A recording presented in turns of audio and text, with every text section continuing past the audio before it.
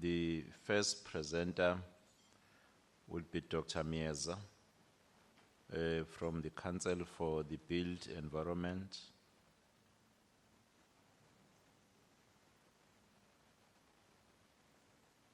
As much as 30 minutes is a time for the presentation, but I know that Dr. Mieza is someone who's concise.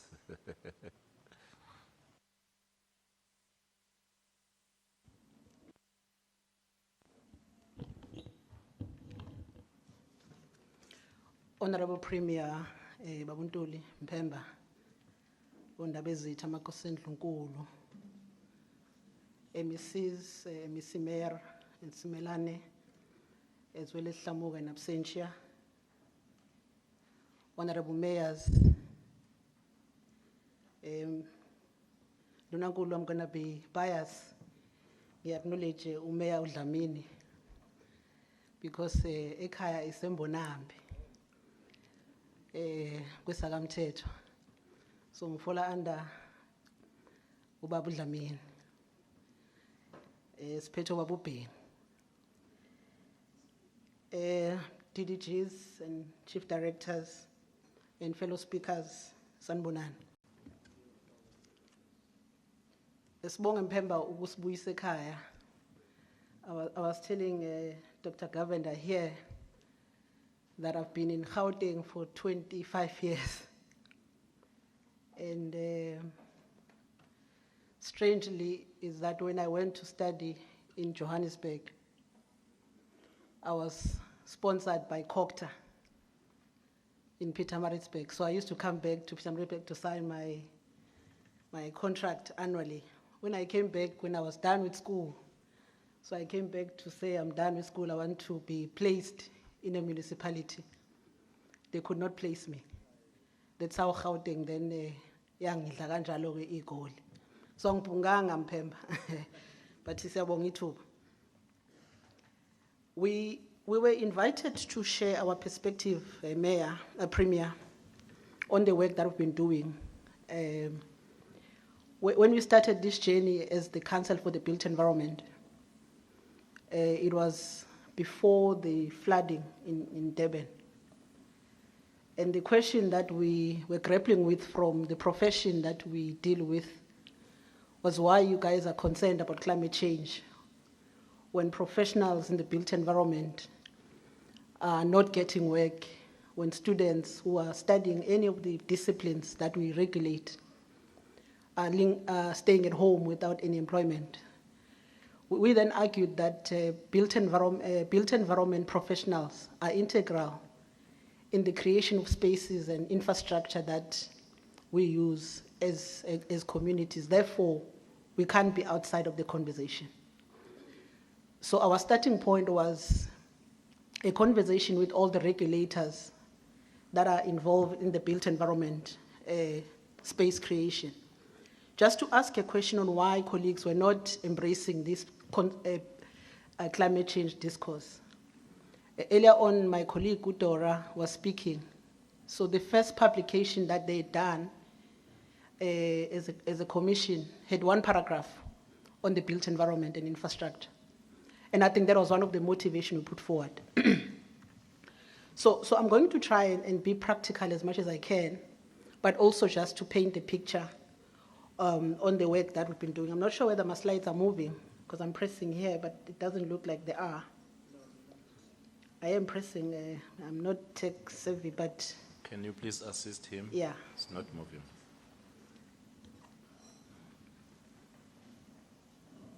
Oh, this one, okay, thank you. So Premier, I think this question that I wanted to start with, I think the earlier speakers did cover some of the aspects, but I think it's important to ask the obvious. Do we believe that climate change exists as we are seated here? I think, Premier, in your opening remarks, you did say we don't have an option. The window is becoming smaller and smaller, so therefore, we must accept that climate change exists. So that's really what this slide is trying to communicate. But I think in believing that the climate change concept or the climate change as a phenomenon exists, we must not leave anyone behind. And I think that's the reason why, Premier, you've convened us here today. The second point that I want to drive as well is that we shouldn't be starting off from a fear or judgment that for those who might not understand, we guilt trip them or we blame them. So in life, they are early adopters. So I think we must be practical about the work that we do. I remember when the 2020, the flooding that happened in KZN happened, I was at home in Richards Bay, and I could see how communities were interacting with the flooding. Others were blaming others that they actually are located in areas that were rivers before. Others complained that they removed gumtree, and that's why now the flooding was becoming prevalent. And I think that's really the essence where we're starting from as a Council for the Built Environment. I think just to locate, for those who might not be familiar on where we are located, we're a public entity that falls within the Public Works family. Under Public Works, there are 4 entities. It's us, Council for the Built Environment, the CIDB, Agreement SA, as well as IDT. Those are the 4 entities that falls within the Public Works family. However, within the CBE, we've got 9 regulatory bodies that regulate professionals. Your engineers, one of the board members, Troy, is a member of EXA. They are architects, they are landscape architects, property valuers, construction managers, quantity surveyors, town planners, geometric land surveyors, town planners, as well as environment practitioners. That's a family that we actually regulate from a profession's point of view. Obviously, as an organization, we have a vision. Our vision is about being intelligent, inclusive, adaptive, and thriving. So we define these words in terms of what they mean as we encapsulate them in our vision. And I think for this purpose of our conversation today, it's about adaptivity, on how we adapt to the changing environment that we find ourselves in. And I think maybe the other point that I want to amplify on the slide relate to the intelligence. It's a data-driven engagement that we must have. And that's really what we do. So one of the key mandate or responsibilities is to advise government on the work that we do as it relates to the built environment. And I think that's really what I would say relates to the conversation that we are having here. So advisory does not only, when we talk about government, it doesn't say national government, it talks about government in general. That's why when the invite came, we thought let's come through and share our input. Like any other public entity, the work that we do is governed by a legislative framework. In this case would be the Constitution that actually guarantees everyone a right to live in an environment that is not harmful to their health and or well-being. The second issue, we derive the mandate from our CBE Act, which is an act of parliament. And thirdly, I think some colleagues spoke about this early in the morning, the Climate Change Act, that really mandate us to do more than what we were doing in the past. So I think in my opening remarks, I spoke about this briefly, that we started this conversation in 2022. In 2023, we then convened a climate change indaba in eThekwini. And I think it was in response to what had happened in the city of eThekwini. And the reason why I thought, let me just give you this brief historical engagement that we had as a council, because our theme or the conversation we had were about restoring access, rebuilding social cohesion and healing of communities because of what had happened in eThekwini. The following year, we then went to eMandeni. It was a selected choice on the basis that we realized when we were in eThekwini that the conversation was amongst us, academics, professionals, regulatory bodies, and government. And one of the participants in that conference had asked a question on how do we engage with traditional leadership. So they then invited us to come to eMandeni to see how communities that were living along Utugela had been impacted by flooding whenever Utugela River floods. So that's really why we went there the following year. And this year, Premier, we are invited by Premier Poppy from Limpopo to have a conversation in Limpopo because they have different conversations that they want to have around climate change issues. Some of the issues that have emerged from the work that we've been doing was that we need to accept that this climate change conversation will be pragmatic, but we must also master the art of doing, meaning that, yes, we can theorize, but we must simplify the conversation. And secondly, the issue that was raised earlier this morning about how we support local government to adapt to the realities that are facing all of us. The third issue, how do we ensure that in our urban planning, land use, we employ technology so that at least we're able to respond effectively. The fourth issue is about how we then, through the built environment education, we train young people to start embracing climate change discourse. I mean, we're engaging with the deans and HODs of various institutions a couple of months ago in Stellenbosch, where we asked them, how many of you guys are offering climate change or related causes? Most of them, they actually start in third year as a module. And then we expect these engineers and town planners to come out and assist us with this conversation. But obviously, there was a selected few, so it might not be a full representation of what happened in universities. There are a couple of points that came through around policies that we have on how we procure for infrastructure. And the last two really is about inclusivity and really the issue of de-skilling and reskilling and upskilling ourselves to accept that in villages and in townships and in informal settlements, people adapt and mitigate themselves on a day-to-day basis, and how do we embrace this in the way that we do. So in the main, Premier, the point that we're really arguing is that we accept that in eThekwini or in KwaZulu-Natal, the issue was about how do we ensure that there is a quick recovery to ensure continuity of services. I'll demonstrate why I'm making this point. The second issue is about how we redesign infrastructure to repeat what happened. What normally happened, people get flooded, houses rebuilt the following couple of months later. So they go back to where they were. How do we ensure that the information that resides in our communities influence what we do and the use of technology, and also how do we design with nature? So those are 4 points that I think will drive our people-centered approach to climate change. So one of the key anchor points that we want to submit, which is one of the findings that we've made, is about how do we localize the climate change conversation.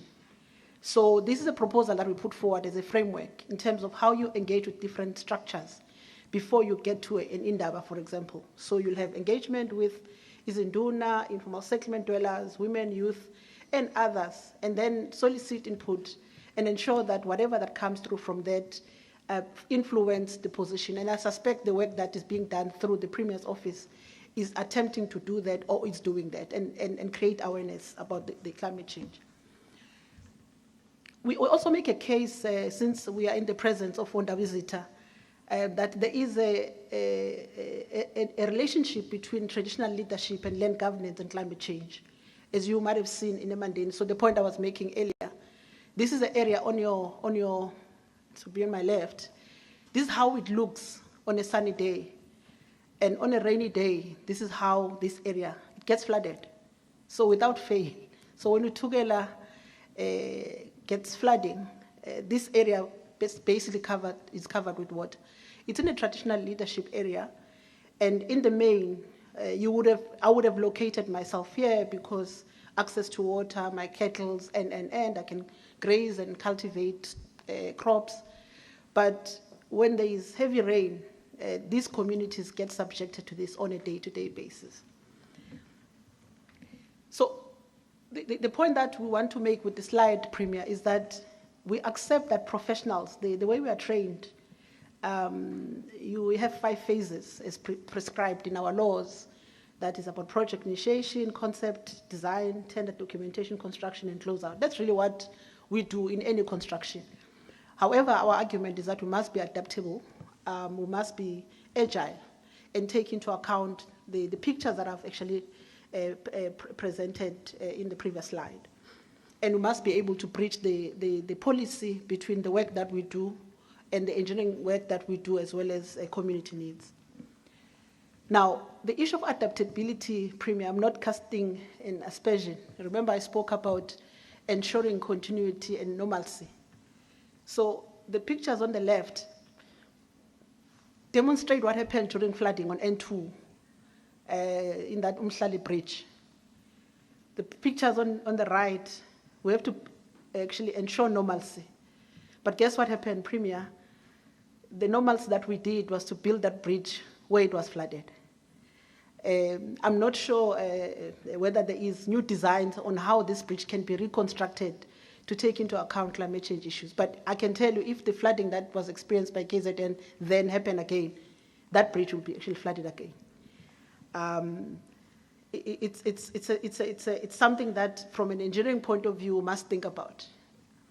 The second one that I also looked into is the one M4 bridge. Also, I think it's next to Mhlal towards Zimbali. That bridge was also flooded, and it was damaged, and then it was opened, and guess where? Same space where it was flooded.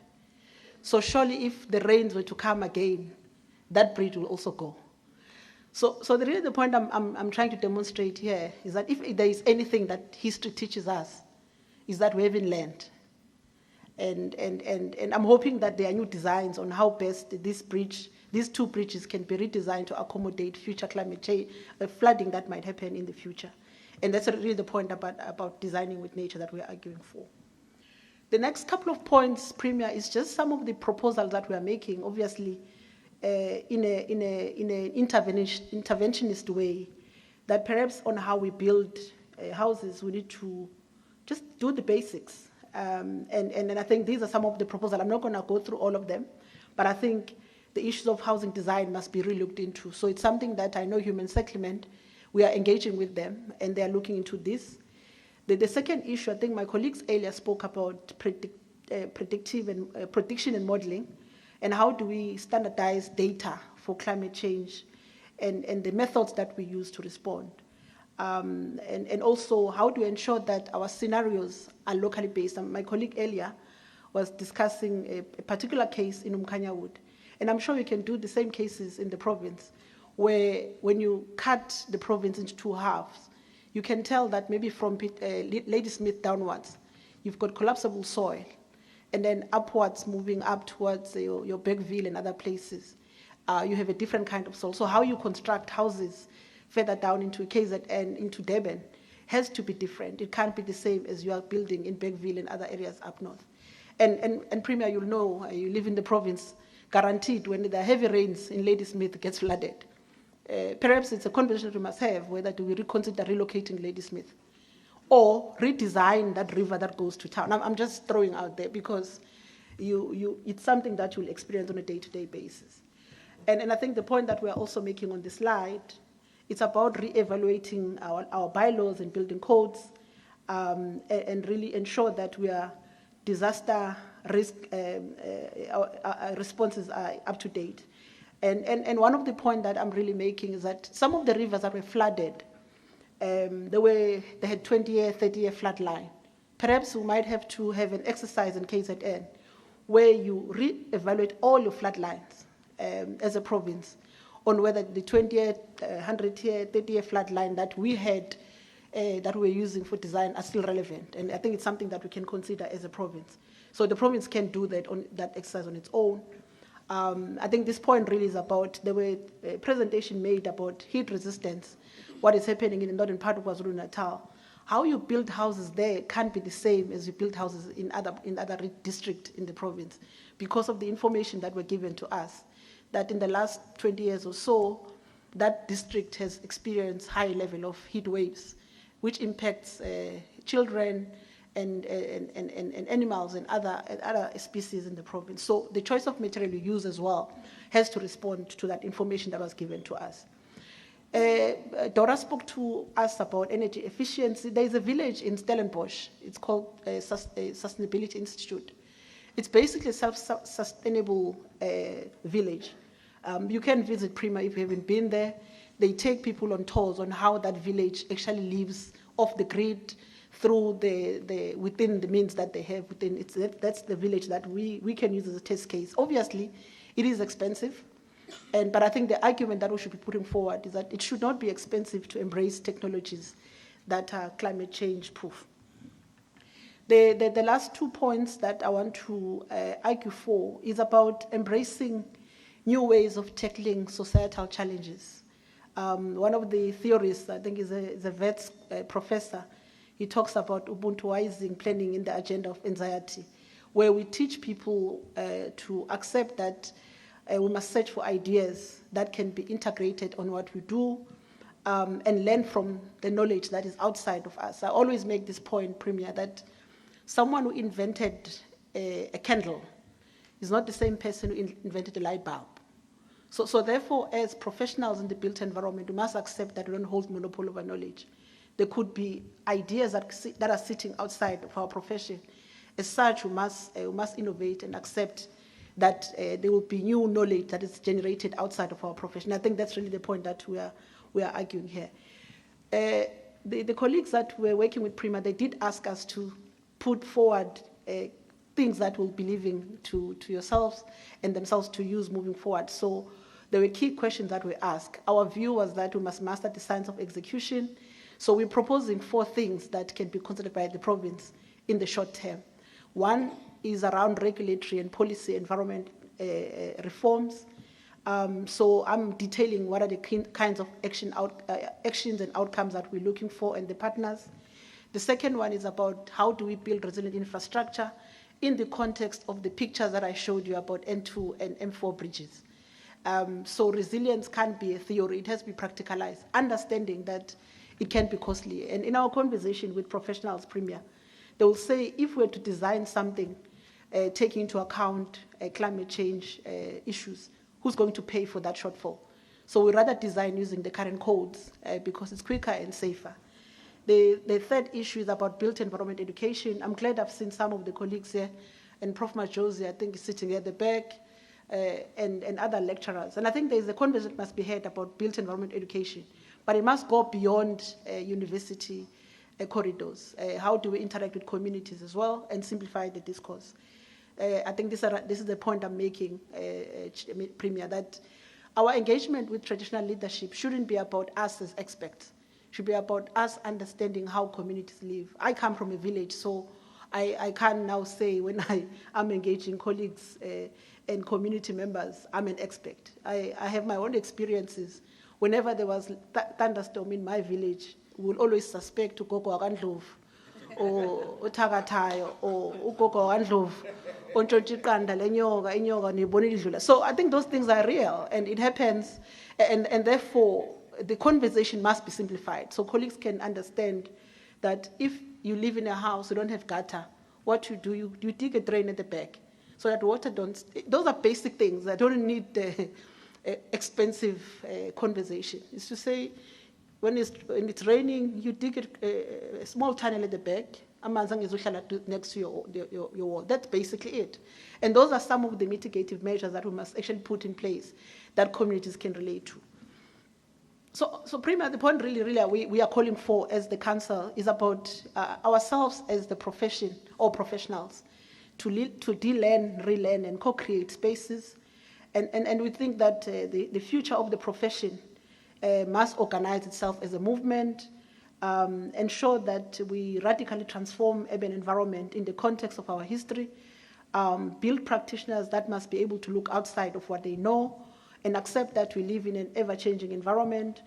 And therefore, our responses to climate change should be about building resilience communities. And that's really what drives the work that we do. As I conclude, Premier, it's just to say, I think the colleagues spoke about this, that President Ramaphosa signed climate change into law, which is a legislation that has enabled us to have this conversation. And it's really about to search ideas that can be integrated on the work that we do and be receptive to new ways of knowledge and expertise, but importantly, grassroots knowledge from communities, and it's about collaboration. I think the point was made earlier that we don't have solutions individually, we can partner. And also it's about envisioning spaces and places where communities can live in response to climate change. That's what Dora was speaking about, the just transition. Thank you very much, Prima. I hope I saved you time. This is the date that we will be at Vembe in Limpopo discussing the very same matters in the context of what they are grappling with. Thank you very much, Prem. Thank you. Thank you, Dr. Mieza. Instead of saving, I added some minutes because your presentation was quite interesting. Thank you very much. Was as simple as you lecture us that when we go down, we must be friendly to the grassroots. So even your presentation was like that. Can we then request Professor Sutherland from UKZN to also make a presentation?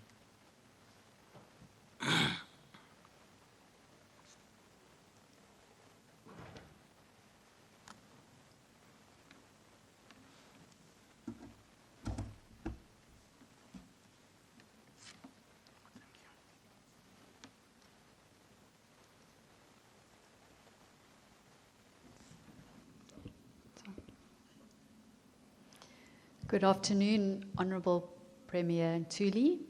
Thank you very much for welcoming us here this afternoon.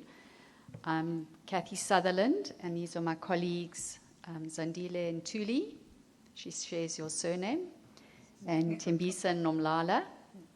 And we work together on climate resilience in our city. I'd like to observe all protocols. I know we have Nkosi councillors here, and we have our greatest respect for your time, and thank you for coming to listen to us today. We also have some of our students from UKZN that are part of a joint municipal university and community project called EPIC A, and so thank you for welcoming us from UKZN and my colleagues from the communities of Durban, who are going to explain to you how we've been approaching inclusive climate resilience in our city. The funding for this project also comes from Chefs SA, which is a sustainable, healthy food and environment systems project, and then also a project called ENACT that's looking at how we can be responsive to climate risks in informal settlements particularly. So you'll see today we have quite a strong focus on informal settlements, but just for our Nkosi as well, we are working in the traditional authority areas as well and doing very similar work. But today we will focus more on informal settlements. So it was very interesting. I was with my colleague, Professor Janito More, last week, and he's from Eduardo Mondlane University in Mozambique. He's a climate scientist, and he presented to us that how do we protect our communities from environmental threats? And when I looked at the slide that he presented, home protection, community action, environmental improvements, and early warning systems, I realized that in this amazing city of Durban that we live in, we've actually been innovating and experimenting with all of these practices. And so that's what I want to share with you today, is to just talk about the very real, very practical things we're doing on the ground with very, very limited resources, but really using the power of people and the power of partnerships to try and affect change for climate resilience in our city. So if we look at climate adaptation in Durban and KwaZulu-Natal, we really believe that it's got to be transformative. Climate adaptation can't just address climate change, it also has to address social and environmental justice. And we see in the global literature that there's a gap in understanding of how climate change can lead to broader transformation. But in fact, when we look at what we're doing in Durban in terms of our community ecosystem-based adaptation, our investment in ecological infrastructure, our poverty alleviation and job creation programs, and our community-based flood early warning system, we see that we're trying to move forward in the right direction, where we can actually focus on systemic change to development processes, to improve people's quality of life, and the social, economic, and political dimensions of both urban and rural life, so that we can build the kind of sustainable societies we want to see in South Africa. There's some critical things that we need to address in climate change in cities. And essentially, I won't go through all the detail in these slides, but we're really trying to address climate risks by mainstreaming our thinking into spatial planning, particularly, and in the provision of urban and rural services. What's most important is that we partner with communities to build resilience, and we've been doing that on the ground. But sometimes we get stuck, and that's where we really need the state. We need the state to invest with us in the kinds of projects we're doing. We've got resources for innovative and basic infrastructure and services in Durban, but we need to build also accountable institutions and good governance. And I'm going to try and show you how some of our work, I think, is trying to reflect the kinds of principles of governance that we need. And we need to build partnerships, as I said, between the state, civil society. We need to draw in the private sector a little more than we're doing. They're hard to draw into the space because we tend to work mostly with research institutions, the states and communities, but we're thinking about how we can do that. And so when we focus on climate adaptation, we can take two approaches. We can be incremental, and we can do the small things that take steps along the way, which is, I guess, in a way what we're doing, and you can reflect on our presentation and see what we are working towards. But in our incremental steps, we're trying to move to the diagram on the right, where we really want to be transformative, and we want to have people-centric city planning and really change our urban and regional ecosystems so that we can address underlying inequality and make everyone safe in our province. So how have we been doing that? Well, we've been investing in ecological infrastructure. And of course, this is most important in the global south because, and particularly in our province of KwaZulu-Natal, and you'll see in the diagram on the right, in eThekwini municipal area, we are so fortunate because we have so much biodiversity. And we have ecosystem services that can provide support when the built environment can't do that. And you can see with the national government SIP 18 and SIP 19, which is the slide showing the relationship between built infrastructure and ecological infrastructure. We work a lot on sanitation services. We're actually using the environment to support us where our infrastructure doesn't go. And I'm sure you're all very familiar with the kind of ecosystem services the environment provides for us, so I won't spend any time on this detail. But we know that the environment supports us in so many things that we do. And we've argued many times that Durban is a city of rivers. Why are rivers so important? Well, firstly, they're everywhere in our city. Secondly, our rivers are indicators of what's happening in our city. They reflect, hold, move, and address the multiple urban challenges and problems through their hydrological, social, and ecological processes. They tell us what's wrong in our city. And if these veins and arteries of the city, these rivers, are unhealthy and neglected, it compromises the whole system, as you'll see in some of our other slides. So what Durban's developed is this transformative riverine management program, which is really using the rivers of the city to be sustainable pathways for development and to draw in different partners to rehabilitate our rivers and our catchments so that we can reduce environmental and climate risk.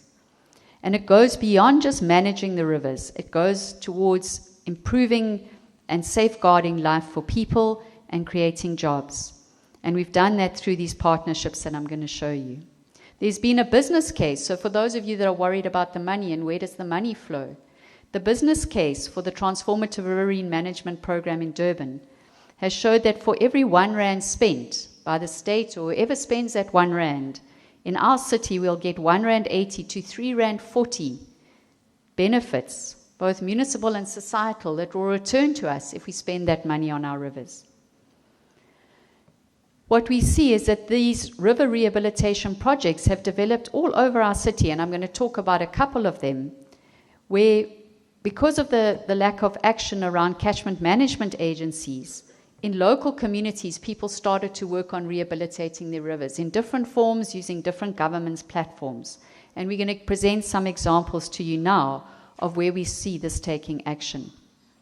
And so one of the programs that we've worked with was developing an EnviroChamp model, and Tembisa and Zandile are both EnviroChamps. They work in the Palmy catchment. They've been working many years on river rehabilitation, and they're going to speak to you about the kind of work that they do in the river and how they see that. They started off being employed as EnviroChamps through the municipality, and eThekwini has just started a second program with these EnviroChamps where they've created a co-op. So they're now working with their co-op to be part of this program of rehabilitating catchments. So Zandile, would you like to tell the Premier and everyone else the kind of work that you do?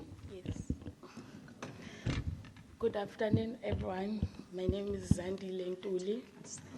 So what we do as an EnviroChamps, we do river monitoring where we check equality of water in the rivers and we check the speed of water, and we check clarity.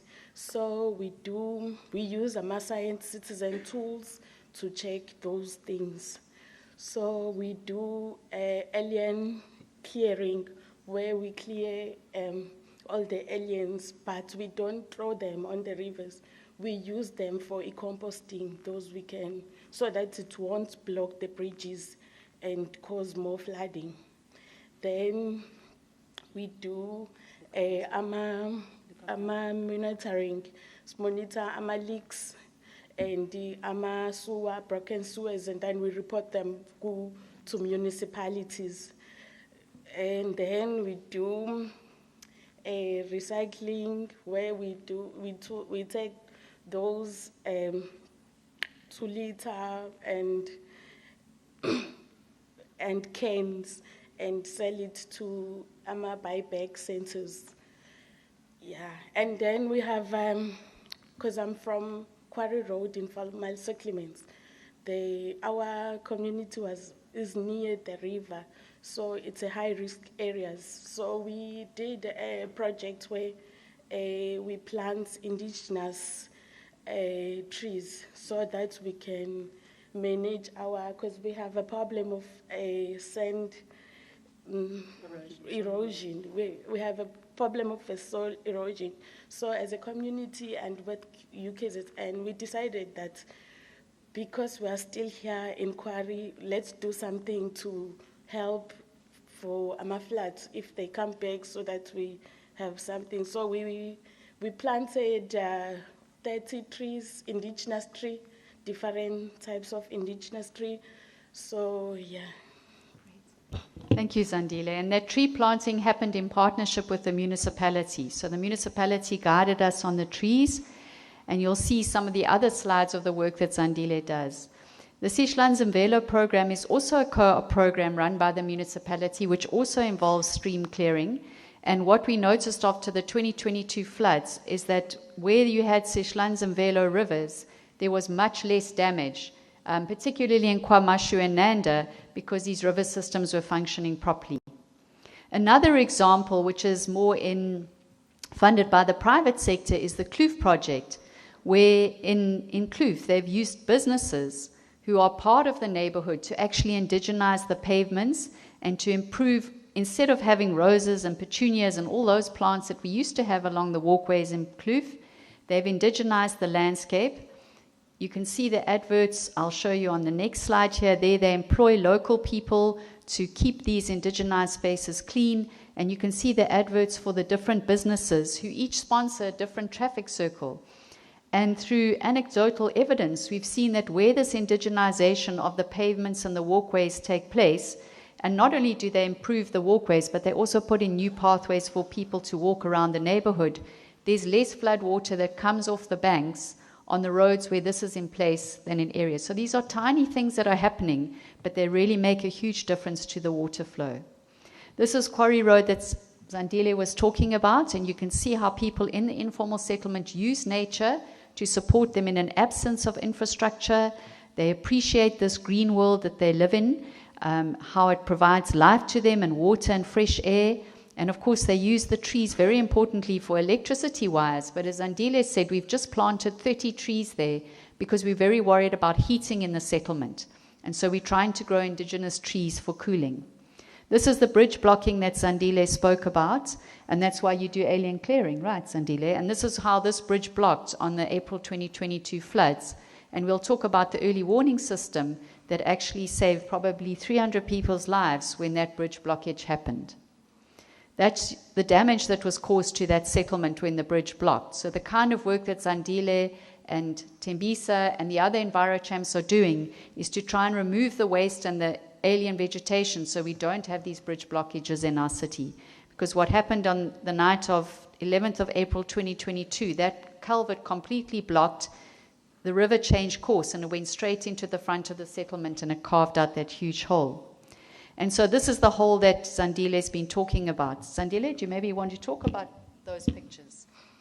So, yeah, this is the hole. There was people's houses that are washed away in in April 22, flooding. So here we were planting the indigenous tree as a Quarry Road community. Yes. And there's the gardening. So these are pictures of the gardening that we've been doing. So that's just recently. They've also started a compost heap to try and support this. There you can see actually Tembisa's in that picture, and you can see the small gardens that we're starting for food that also go around this river rehabilitation. And there you can see the compost heap that's in combination with zero waste. So part of the program that we're doing is trying to deal with zero waste, so using food waste and getting rid of plastic waste through building these compost heaps. And here you can see Makwala and Madudu bringing the food waste from the community to add to the compost heap for the gardens that they're producing. And this is the picture of the hole that we're talking about. That was the hole that was torn out by those floods in 2022. It remains as it is. And the community, as part of the healing to this process of the flooding, we've decided to build a park in this hole and to green this and to create a safe space for children to play. And so the community's been working very hard to sustain this. You can see young members of the community who are trying to build a bridge on the inside of that hole because young children walk onto the freeway on-ramp of the M19 to get to school in the morning because that hole has not been fixed. And so we've started a program of trying to build a bridge back to the community so these children don't walk on the road. And most importantly, there was a fantastic PEP project that was run by PPT. It was part of national government PEP funding, a waste management project. You can see the people that were employed. There were 10 people employed in that project for 18 months. Unfortunately, the government funding ended, and we're trying everything we can to reestablish this project, because what it did is that these were 10 people who worked and lived in the informal settlement and did all the waste management. And by taking the waste to this point in the community, it made it very easy for cleansing and solid waste from the municipality to just arrive and take the waste out of the community. And some community members said to us that this waste project, which cost 25,000 Rand a month to keep 1,000 households clean and to keep the Palmeet River free of waste and pollution at only 25,000 Rand a month, employing 10 people. When that project was working well, the community members said to us, actually, we've got another problem now because the rats that all used to live in that waste are now coming closer to our houses because there's no litter or waste in that settlement. So these small projects really make a huge difference, and they don't cost huge amounts of money, but we believe we need to invest in them. We're going to turn to the second program that we've worked on, which also shows the kind of partnerships we develop, and Tembisa is going to talk about that. I think there's a global focus on developing community-based early warning systems. And what we did in Durban through our collaboration with this community and the university and residents of the Palmeet catchment, we've all worked together for 12 years now.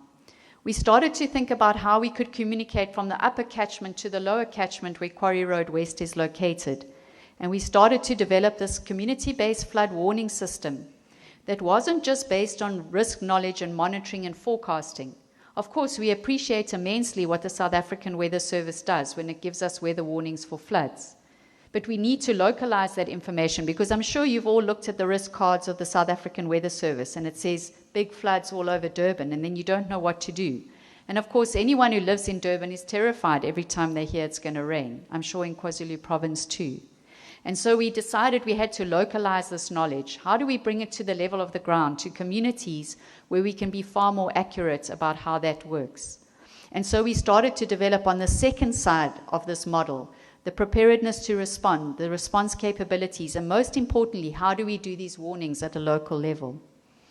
And so we started to develop a people-centered, low-cost technology, multiple modes of dissemination, and partnership community-based flood early warning system that gave people enough lead time, shelter zones and rescue routes, and included the communities so that when they got those weather warnings, they knew that they needed to act. And the reason we could build this is because we'd already built very strong relationships between the citizens, the state, in other words, eThekwini municipality, and the university. And so the municipality provides us with a forecast early warning system They have rain and river observations, they have radar, there's a radar near Umhlanga that gives us very important information, and they use global rainfall forecasts, and they use a model to predict, along with their models of the rivers, where the worst parts of the floods are going to go.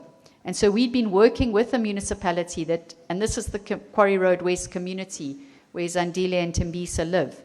We'd been working with the municipality to understand how this river would behave. And we had the information from the radar, and you can see that's the rainfall on the April 2022, actually at 6 o'clock. Just the time, remember, Tembisa, that we were walking through the settlement, warning everyone. We were thigh deep in water, telling everybody there were 3 more storms coming. Because the municipality had told us there were going to be 3 more storm events. And we went through that settlement, warning everyone, telling them not to go to sleep. And when you look at this graph, can you see the 3 more events? That's at 7 o'clock at night, 7 p.m. The 3 humps in the bar graph took place at 7:30, at 8 o'clock, and at 9:30, which is when the worst of that storm happened. But because of the early warning system from the municipality, we had gone through this settlement telling everyone there are 3 more storm cells coming. Please don't go to sleep. And so what we do is we use this fuse information in 2 WhatsApp groups to communicate between the municipality, the university, and community members. And this is how the community system works. You can see we were already alerting the community on the 10th of April, on the Sunday, telling them that there was rain coming through. And this all works through our WhatsApp groups. And this is the kind of information that was going through. So I'm going to leave it to Tembisa to explain how the early warning system works, because she's very instrumental in it, and she's involved in evacuating people when we give these early warnings. So Tembisa, do you want to just explain how the early warning system works? Good afternoon to everyone. My name is Tembisa Namlala. I'm staying at Quarry Road, the risk area around Durban. I think it's the highest one. We stay there a long time, and we stay next to the river. But that river before, it was just a stream. You could walk, just put a plank to cross that river. But now you can't do that. And as EnviroChamps, since we're doing invasive clearing, and we teaching our community not to burn, because that is causing this thing called climate change. That's why we ended up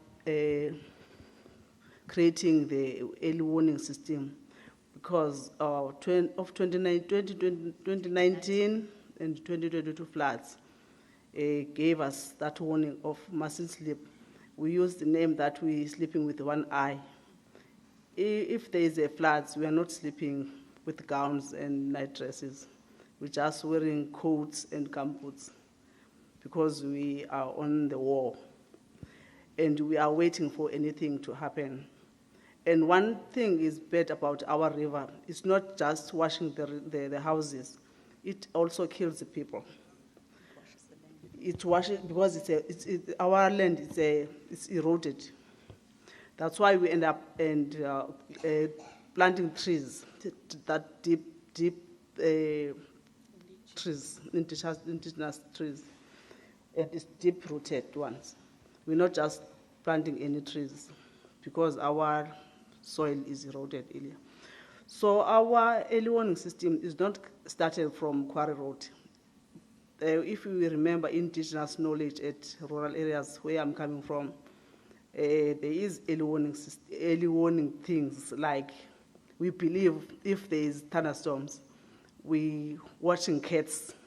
Once cats jump off from the kitchen, we jump off after it because we know something will happen. Not that, not believing that somebody's doing that, but it's our early warning system. So the early warning system here at Durban is different because we're doing it via WhatsApp. And once we get that message telling us that you mustn't sleep today, you must sleep with one eye, we do that. And we knock to the neighbors and telling that today is wafa, don't sleep. Because you will open your eyes at beach down there, South Beach. if you want sleeping, or you mustn't sleep at all. You must wait until UKZN and municipality telling us that you can go and sleep. We watch the river whole day, whole night. And our river is turning the colors. It can be, sometimes it can be gray or black. Sometimes, that river is like an animal, and you can't trust it. In the morning, you jump it nicely, you are a friend of this river. Then, during the night, it's your enemy. You mustn't go next to it because you won't come back. Lot of houses washed away there. But now, since UKZN is amongst us, before we had a trauma and we ended up to hospitals, other people went to home because they see that Durban is not a Durban like before. And now, according to our early warning system, we managed to wake up other peoples, and now our plan is to expand it. We think if maybe we can work together as city, we can take this early warning system to another settlements and to another areas, because the floods is not only affecting only informal settlement, even the formal houses are affected because of the floods of these days. Thank you so much, Tembisa. And so what Tembisa is referring to is that the community from Quarry Road that's been running this early warning system, you can see the picture from Nono that was sent to us at 10:30 on the night of the 11th of April. For all of us at the municipality and UKZN, community members, it was actually load shedding at the time. Can you imagine? Just when the worst of that flood came, we also had load shedding. And Nono somehow managed to get a message through to us, and we couldn't understand why there was water on the bridge. And by that time, we were telling community members just to get out and to go and trying to advise them which evacuation sites to reach. And so all of this learning, and we continue to learn with the municipality, with the climate adaptation branch, Dr. Sean O'Donoghue, Simiso Bengu, Jeff Tooley, and his team. And what Tembisa and Nomlala have done is they've gone to another community we work with, Polani Informal Settlement Community, and they've done training with them. So we're sharing knowledge, and there's a wonderful documentary that was presented at COP 29 on the relationship between Quarry Road and Polani as they shared and exchanged knowledges, because now we're trying to develop an evacuation toolkit about how to run the system better.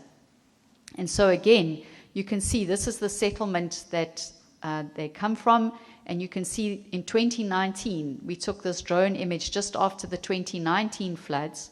Community members on the southern side had to move to the north, and then again in 2022, you saw where that hole got washed out. So we've got lots of learnings. I won't go through all the detail of this. I think Tembisa has really covered that.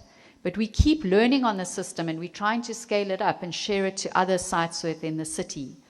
And part of the work that we've been doing, this was a really nice workshop we just had recently, where we started to engage with the community, and we're going to develop a training manual, because of course often when people are looking at all this warning information, it's very scientific and we can't all understand it. And so this was a workshop we held just recently. You'll see Tembisa and Zandile in the pictures, amongst other community members. We were talking about what kind of knowledge and what kind of training booklet can we develop, and that's what we're working on at the university. And they're going to go door to door. Isn't that your next job, Tembisa? What's the plan?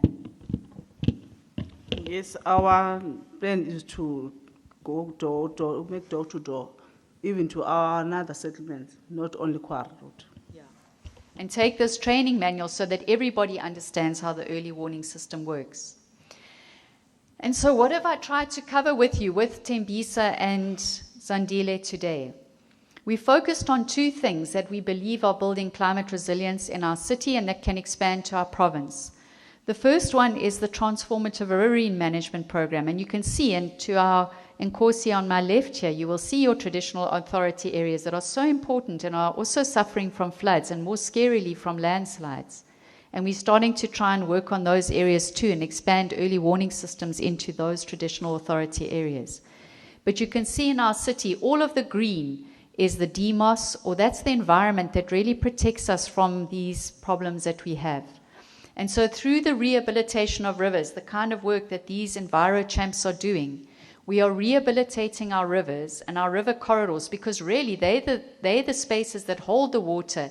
They need to function properly along with our stormwater systems if we're going to protect people from all the surface water flow that it's going to come from the increased climate predictions. And you can see how we're doing this through collaborative action. We have to think at what scale we can do it. How do we finance it?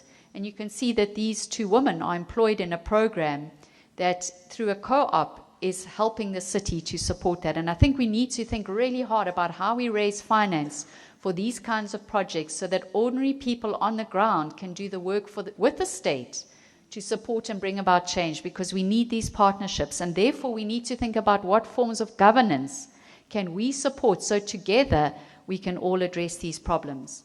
And the same is true of our early warning system. I tried to draw a map of all the interactions between Quarry Road, the university, the city, back to the university, up to Polani. We're trying to share this knowledge on the nights that we get these warnings. You can see all the images we get.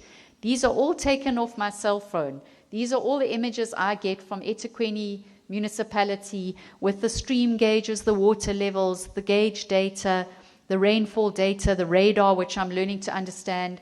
And then I, along with Sean O'Donoghue, interpret that information, and then we send the messages to the informal settlement communities. But even for Tembisa and Zandile now, we've been training them in understanding this information so that when they see these maps, they know how to respond. So they know which nights to evacuate, which days to evacuate, when can they stay safely in their houses. And so we were asked by Marty to talk about what needs to be done, who needs to do it, by when, and who are the stakeholders. And I thought of filling in this table, but I thought maybe I'd put it out to the whole room, everybody that's here. What needs to be done? Well, we've tried to give you two examples of collaborative processes that we're working between the university, state, communities. I think part of what needs to be done is we need to bring the private sector in more. But I showed you the Kloof project where private businesses are funding this in our city, and it is working. Who needs to do it? All of us. All of us need to do it. You can see that through our examples. The one thing I'll say about our simple community-based flood early warning system is the reason it works. And on the night of the 11th of April 2022, when all of those houses got washed away, and Tembisa can tell you the horror of walking with children on their backs to get away from that water. The reason that only one person sadly passed away, because he came back to get his things from his panel beater shop. Nobody else died because everybody was doing something. They knew what they needed to do, and that early warning system was working. So who needs to do it? Everybody needs to do it, but they need to do it on the skills that they have. And everyone needs to know their job, and when they step up and do that, you have these miraculous things happening. By when do we need to do it? We need to do it now. We don't have time to wait. This city has learned from hard experience, and we need to do it now. And who are the stakeholders and the partners? I think I've spoken to you about that. And so we'd like to thank you and remind you that in our city, if we want the birds to fly free, if we want to have a quality of life in our amazing city that we all love, we need to draw on the leaders. We need to draw on communities. We need to draw on brave people who stand tall. And we need to use the environment to take us through this crisis and these challenges. So I'd just like to thank Tembisa and Zandile for joining me today in this partnership and in our presentation. And thank you very much for listening to us and hearing our stories. Thank you. Well, thank you very much, Prof.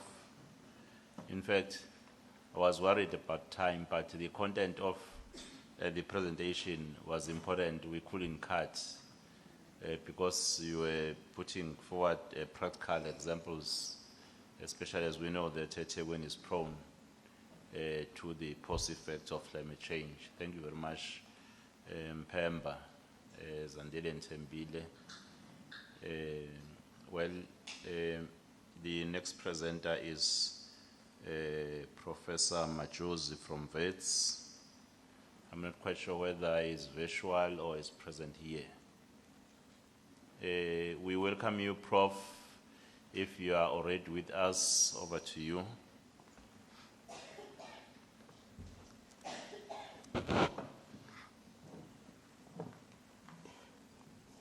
Thanks. Angiqale ngokubingelela Ndunankulu Mphemba ngibonge ngethuba lokuthi sizopresenta lana ngibingelele namakhosi onke akhona ngisho nami ngithi ngizoba bias lana ngiyibonile inkosi yami khona lana wendaba ezethu uMajozi no mayor na and protocol observed. Thank you very much for the opportunity. My story is very similar, by the way, to Dr. Mieza's story. Because I was born in Kwamashu, Kwasi, grew up in Tuzuma, then, of course, fate had its own plans. I'm now in Johannesburg. But I'm back here now. I will try to really stay within the bounds of the time given. I'm currently in the School of Chemical and Metallurgical Engineering in terms of doing my work as a researcher, but I'm also the Dean of the Faculty of Engineering and the Built Environment at Wits University. So I'm responsible for the entire faculty. And most of the work that I'm going to be talking about here is what is happening in the faculty by and large. I like this slide because it puts everything into perspective. The reason why we are all here is because of the 8.1 billion people on Earth, no one has ever cracked a very simple problem. We haven't been able to discover an energy resource that is able to be available at all times when we need it, which is available in an affordable fashion, in other words, readily accessible to everyone, so it's affordable in simple terms, and at all times, it is sustainable in terms of its environmental impact. There is no energy resource on Earth today that meets all those three. That's why we are here. If tomorrow someone could come up with an energy resource that ticks all those three, there will be no need for us to worry about energy ever after. We talk about renewables. Unfortunately, and I must apologize for this premiere, I couldn't be here this morning. I arrived this morning, actually, I'm from China. I came straight here. So I couldn't be here for the morning session, but I'm told that, there was a discussion on coal this morning. So there's coal in the energy mix, there's nuclear in the energy mix, there are renewables in the energy mix. None of those ticks all those boxes. What that means really is if we really want to have an optimum in terms of how we go forward in terms of energy, we have to involve all forms of energy. In my opinion, all of those, fossils will have a play, renewables will have a place, as well as, of course, nuclear will also have its own place. If one looks at particularly CO2, which is at the heart of climate change, we talk of CO2 all the time, by the way, but to be very frank, there are many other greenhouse gases like your methane, which are even more aggressive, by the way, than CO2. But we talk of CO2 because it is a byproduct of energy production. We don't talk of methane, which is 26 times, by the way, a greenhouse gas than CO2, more than CO2, but we don't talk about it because it's not really there when we produce energy. And we can deal with methane, by the way, we can deplete it very easily. CO2 is very stable. It's very difficult to break it down. And that's why we talk about it all the time. And it's mainly because of energy production. So 43% of all CO2 produced in the world is it's from fossil fuels.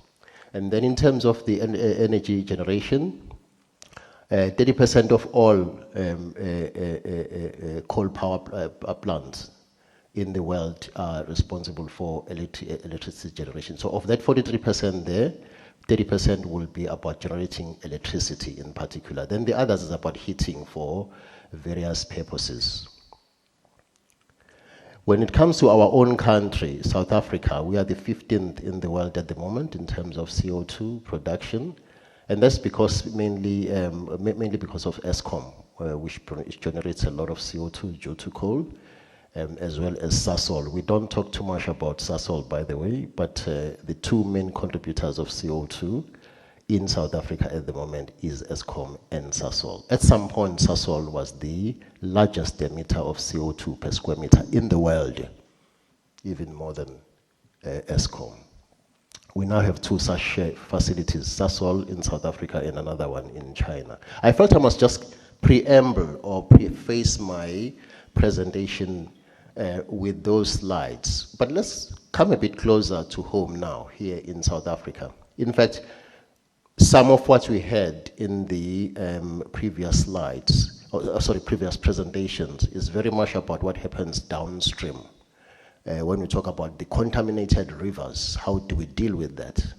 I'm going all the way up, which is upstream. In other words, what causes the contamination in the first place, which is basically some of the facilities that I design myself and work with.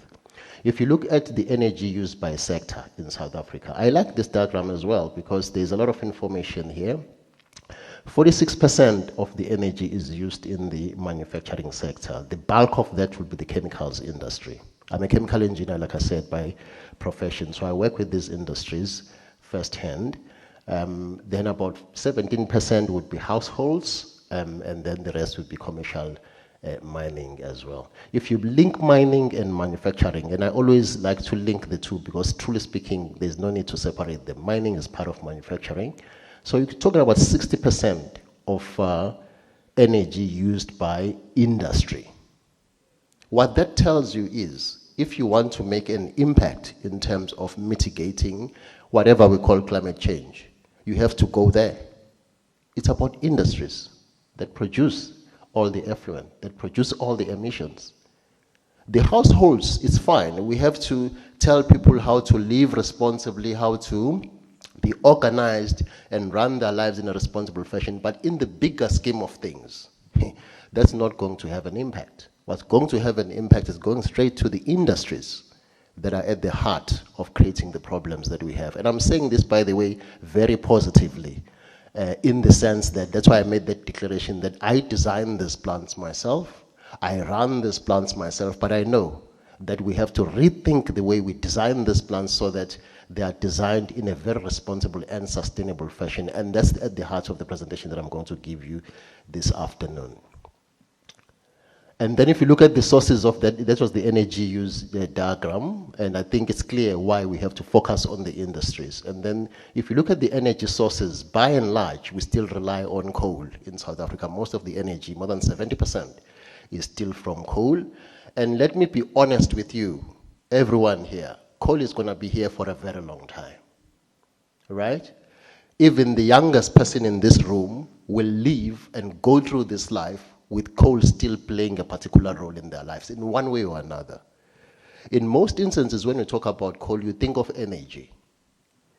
And I always say to people, maybe let's not talk coal, let's talk carbon. Coal is just carbon, it's one of the elements. You can see I'm wearing a tie here. It's not a tie actually, it's a periodic table that you see here. One of the elements you see here would be carbon. That's coal. All of us here are made up of carbon. All of us here. If you burn, what leaves behind is carbon. So there will always be carbon. Now, we don't use coal strictly for energy production. We also use coal for many other activities. I'll make a very simple example, Premier. I work a lot with DZ, Richards Bay Industrial Development Zone, particularly with South 32. At South 32, we produce aluminium from bauxite. We have never come across any reductant on earth that can extract aluminium from aluminium oxide better than carbon. We use carbon to do that. So the aluminium that you have comes from carbon. The steel that you see around you comes from carbon. We get steel from iron oxide. And for a long time, we've been using carbon. Fortunately, someone in Sweden has cracked that. We can now use hydrogen there, only there, but with a lot of catalysts. There are catalysts that you have to use in order to achieve that goal. Very expensive catalysts. So to commercialize that process is going to take a long time. So even with steel, you still need carbon. So take away coal from power generation, you will still need it for other things that make our lives possible. So I'm just saying it's not as easy as it sounds. And anyone who says we'll have a carbon-free economy, that person doesn't fully understand science. That's not where science is. So we have coal here. We can reduce this, by the way, by replacing the power part of it, but it's difficult to remove it from some of the sectors in our economy. Then we have about 20% that still comes from natural fuel oils, and then we've got about 2.5 that comes from 2.5% that will be from natural gas. We are not making too much inroads. There is a lot of work happening on renewables, and I'm going to talk briefly about that at some point. I'm also working in that space of renewables. My wish is that we move a bit faster in terms of infusing or injecting renewables in our mix, because we now understand more in that space than we did in the past. But renewables alone are not an answer. And the reason for that, by the way, and I'm cautious of time here, is because of the intermittency issue. So the fact that you can store energy, solar energy when there is the sun, and you can get energy from the wind turbines when there is the wind, that does present a problem. Even in the presence of batteries, we don't have batteries that can store energy long enough for us to say we can live off renewables without fossil fuels. We don't have that at this stage. And then if one looks at water used by a sector, because if you talk about energy, you are also talking about water. I'm going to create or make that connection clear shortly in the presentation. Whenever we say we want to produce more electricity for whatever reason, particularly here in South Africa, what we are saying indirectly, we are going to be using more water, or there's water somewhere that will be able to make available to produce more power, because our power generation is inextricably linked to water in one way, and in huge amounts, by the way. This is a very, very dry country, 30th, ranking 30th in the world in terms of the driest countries in the world. Of the 195 countries, we are in the top 30 in terms of driest countries in the whole world. So we don't have that water. If you say you want more power, it's going to be very interesting to see where the water is going to come from to do that. So we have this two-edged sword in terms of how do we navigate that difficult path. There's energy on one side, which we are constrained in. There's water on the other side, which is also another constraint. So if you look at this diagram, there's one thing about this diagram that is very, very misleading if one does not read it. It's a very simple diagram. These things are all produced by the economists and observers. It looks like a very simple diagram. In this diagram, you can see that most of our water goes into agriculture. We understand that. In fact, the bulk of our water will go into agriculture. But that's not a big issue, because most of that water will be coming from boreholes, for example. So it's underground water. In most instances, most farmers now rely on boreholes, and most of it becomes a closed system in one way or another. There are losses, of course, but that is made up by rains.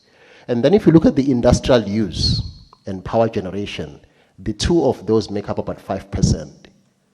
But the bulk of contamination that you see in those rivers that Zandile was talking about, Umantuli, those rivers are contaminated by these industries here that use only 3%. The 3% that you see is the water that goes into the industries. We are not talking about the contamination that 3% causes in the bigger ecosystem of the water system. We're not talking about that. The bulk of the contamination comes from chemical industries. And the most stubborn chemicals to remove from water are actually the chemicals that we produce. I'm not going to give you the names, but I've been involved in producing some of those chemicals. Maybe you'll pick it up in the case study that I'm going to share with you, what chemicals I'm talking about here. They are very difficult to remove. Of all the they're not biological chemicals. These are all inorganic chemicals that are very difficult to treat and remove. We can still remove them, but they're very, very expensive, and they could have a long-term effect in the ecosystem of water. But how do we use these? This is the only slide that might mimic something you might have seen perhaps in class. So here it became very difficult for me to do away with my bias as an academic. It looks like something you'd see in a lecture hall, but I've simplified here how we use this water in processes in general. Whatever process you think of, whether it's power generation or it's a chemical process, we use water in this fashion and we use energy in this fashion. I'm going to explain what's happening here. So, for example, this could be a cooling tower. This is where you use your fresh water in the cooling tower. So that water, all the blue lines that you see here is cold water that's removing all the heat in your plant. It could be a power generation plant, it could be a typical chemical plant, and then it's a closed system in a way. So that water removes all the heat, as you can see. When it goes back, it's a bit warm, so there's a bit of evaporation, so we lose some of this water. That's why we keep on putting this makeup water all the time here. On this other end here, you've got coal that goes into the boiler. There you produce steam. If it's a power plant, that will be your turbine that gives you power, but it could be any other process that uses energy from steam. That condensate then goes back into the boiler again, sort of a, closed system. So your coal gives energy in the plant, your water removes that energy from the plant. Unfortunately, with burning that coal, in most instances, that's where you get your CO2 and your NOx and your SOx. The NOx and the SOx we can deal with. CO2 is very difficult to deal with, like I told you, it's very stubborn. We don't know what to do with this. So we'll give it out to the atmosphere. It goes out to the atmosphere. The NOx and the SOx we can capture very easily. That's basically what happens in a typical plant. In general, when we say we are using coal or we are using water. Yeah, and we haven't found a better way of designing our plants better than this. Okay, so let's look at a typical situation that KwaZulu-Natal faces. We are next to the sea, Indian Ocean. And that is an advantage that we should not underestimate. What that means is there's a chance for us actually to consider desalination. And I'm sure that some people here might be worried about that suggestion in the sense that desalination is an energy-intensive option. But there are ways of getting around the energy intensity of desalination using what we call, for example, renewables. Green hydrogen is one option, by the way, that you can use, because from green hydrogen you can produce power via the fuel cells. In that way, you get energy from the sun if you decide to use the sun, or the wind if you decide to use the wind, and then desalination becomes a solution. In fact, there are countries in the world that are supplied solely from the sea or the oceans, particularly in the Middle East. They use solely water from the sea. And they use desalination to achieve that. The beauty of their situation is that they have energy to do so. But I'm convinced that even here in KwaZulu-Natal, there's still an option for desalination. I think you might be aware, colleagues, that in the city of Cape Town, there's a big project on desalination. They are considering using water from the Atlantic Ocean to supply most of the city. They're using desalination. The stumbling block, of course, is that you need a lot of energy. And then, of course, there's an opportunity for green hydrogen. It was mentioned in one of the presentations early this morning. I strongly believe that there's a huge chance that that problem that I spoke about in that triangle, it could be solved if we understand how we produce hydrogen in a sustainable fashion. There are many colors of hydrogen in the sense, the color means how it's produced. As a molecule, it's colorless. Hydrogen is colorless. There's no green color hydrogen or brown hydrogen or gray hydrogen. There's no such thing. Gray means that you are getting it from fossil fuels and we are not capturing the CO2 that you produce there. Brown means that we are capturing the CO2 that you produce, and then green means that you are getting it from the renewables. That's what it means really. But green hydrogen is promising going forward. And it can supply industry that uses a lot of energy. We can also supply households. And of course, we can use it in heavy duty transportation. Here are the examples of where desalination has been used effectively. I like this part here. The reverse osmosis is the one that has been very, very common in most countries and in most industries. Ashkelon is in Israel. They use desalination there solely for, it's the main supply, if not the sole supply of water from the ocean. And in Qatar and Singapore, they do the same thing as well. They use reverse osmosis there. So there is a way of getting around the water security. And what is this reverse osmosis really? The reverse osmosis is something that looks very much like this. I always want people to understand when I talk about these terms. It's a very, very fancy term for something that is very, very straightforward. I mean, what you have here is your seawater goes through those tubes that you see there. These tubes are like filters. And then through pressure, your permeate comes out. This is your clean water that you have there. And whatever goes out there, which is your retentate, is actually your dirty water, your salt, the brine that you do away with. That is reverse osmosis, really. So you have to invest in those membranes. And then on the green hydrogen side, what is happening in that space? And here I'm not talking about theory. This is what is actually happening. At Wits University, we will soon be announcing the installation of a 100 million rand facility for green hydrogen, which is going to be a national facility and maybe continental facility. And the way it's going to be operated is you've got a converter there that is going to be working with the photovoltaic panels. So you get energy from the sun, really.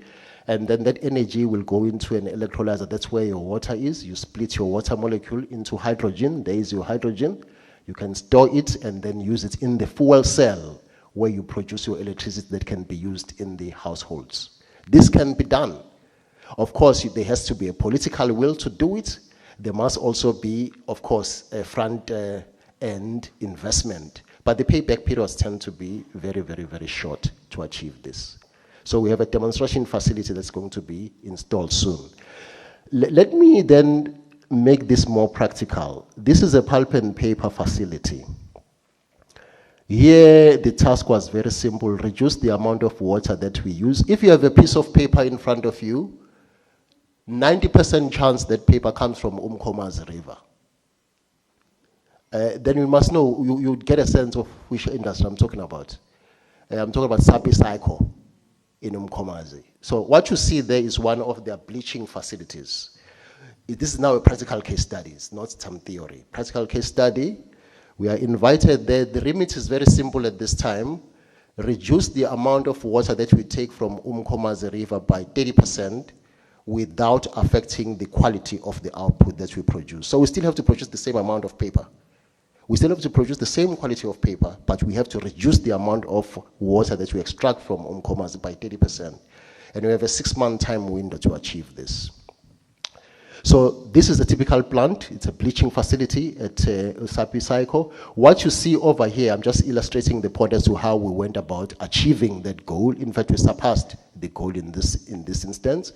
So wherever you see those blue arrows, these are all the units in the plant. Don't worry about what is written there in terms of the washer, screening, bleaching. That's not really the issue. That's not the message here. The message is, in this particular facility, you've got units that use water. So the blue that you see there are all the units that are using water. And then the red arrows that you see here are all the units that are producing water that could potentially be used anywhere within this facility. Now, Premier, you could think of this as a city of eThekwini or any other complex environment like that, where each of those blocks refers to a unit that can either use water for whatever purpose, or a unit that can produce water as waste that could potentially be used elsewhere in the world. Elsewhere within the complex facility. So here we're applying it in a chemical plant, but the same kind of thinking would apply in any other equally complex facility, where you've got water going in somewhere and water produced somewhere. At this point, all those red arrows were going into waste. So that was all waste streams. But some of those could still be reused within the facility. And all of those blue arrows there, at that time, it was fresh water that was going in there. But it could have been reused water from elsewhere. So you'd have to get some information, of course. I'm not going to dwell on that slide. You have to get all the contaminants that were there. The work that Kathy is doing at UKZN, where you do the analysis of the water, what is in there in terms of contaminants. You'd have to have that information in terms of the contaminants that are there. And then you apply this technology. This is the plant that we gave back to them. that actually you can reduce, you can achieve that target that has been set to you. The fresh water could be reduced by 36% instead of the 30% that they were asking for, and then the wastewater could be reduced by 60%. But there is a way of doing it. You have to do it systematically. You can apply the same kind of thinking in any complex facility. So we have tools that achieve this.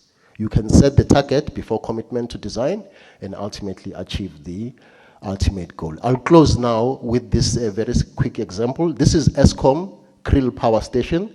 Kriel is one of the 15 coal-fired power stations that we have here in South Africa. It's a 3.6 gigawatt facility, so it's a huge facility. And the remit there was very, very simple. They were sitting at about it was more than 3 liters of water per unit sent out. Now, there's language that they use in power generation, that they use certain amount of water per unit sent out. The unit sent out is gigawatt hour, which is the units of electricity that you use. There is the nexus now. When you say that you want that gigawatt hour, which is electricity, you would have used that amount of water from somewhere. In this instance, they get their water from Usutu River and Orange River. These are the 2 rivers from which they get water, which are big rivers in South Africa. Then they had to reduce that amount of water. And the first thing that you do, you get the flow sheet. And again, this is a complex system for now that looks like a power plant, but it could be any other complex system. Also, following the same kind of thinking, we came up with a design there which allowed this recycle and reuse within this facility, basing, of course, some of the analysis on reverse osmosis and electrodialysis, which are the membrane systems that you use in this. But here are the results. This is what I want to show you. Initially, this plant was sitting at 3.1 liters of water per unit sent out. And then ultimately, this is the final solution which was implemented. This is Kriel Power Stations.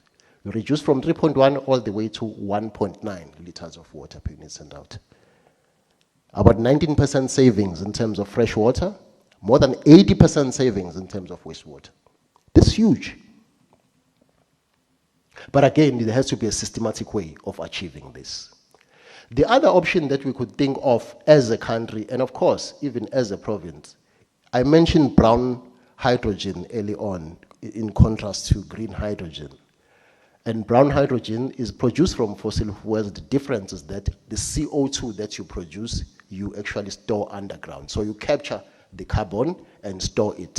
So it's called CCS, carbon capture and storage. We sometimes put a U there because that carbon can also be utilized for other things. So carbon utilization, capture and storage. So that's another option. And there are commercial projects at the moment that use carbon capture and storage globally. So that could also be another option. The cost is still a bit high, I must say, but it's still achievable. And then lastly, there is a book that summarizes most of what I've just said now, which has been published by myself and some of the colleagues that I work with in China on the same subject of water conservation. Here you've got all the case studies. It's a global book. It's a global book, this one. It's an international book. And most of the case studies you'll find here are South African specific case studies that talk to the work that we've done as a university at Wits University, but also as a unit within chemical engineering, the unit that I lead. So I'm just doing a bit of advertising here. And what I'm going to do, Premier, I promise, as soon as it's published, it's going to be published in November, I'll make sure that you get your copy for free.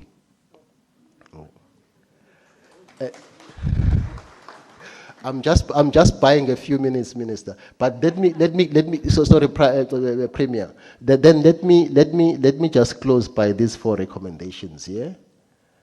In short, we have to work with the manufacturing sector very, very closely.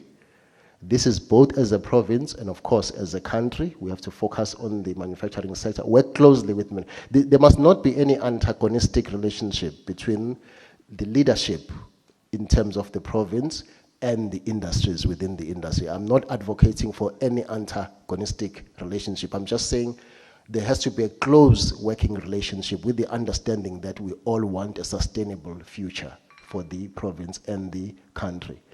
And I've said that we must consider CCUS as a possible option. And I strongly believe that desalination, if you couple it with renewables, it still remains a good option for water security, and it is achievable.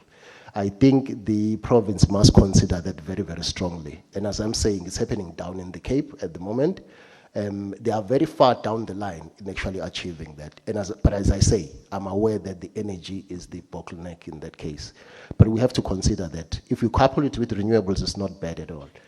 And then we must invest in green hydrogen as a future energy resource. There's a big race at the moment, nationally and internationally, on actually making sure that we install green hydrogen systems, and we take full advantage of green hydrogen as an energy store and also as a chemical in its own right. From hydrogen we get ammonia, for example, that is used in fertilizers. But it's also an unrivaled energy storage. I mean, you can keep your energy there forever. You can store hydrogen for as long as you want, unlike a battery that depletes over time. So for that reason, it is something that we could think of investing in going forward. I think that's the message that I had this afternoon, colleagues. I don't have further slides beyond this, but of course, I still have further thoughts beyond this. I'll close here. Well, thank you, Professor Machozi, for the insightful presentation. I'm not quite sure, colleagues, if there are questions from the left. Noting 4 hands, 5 hands. On the right, there is no hand. So it means then I just want to, yes, I did. Want to line up my hands as MEC, Mayor, Dr. Matlana, Dr.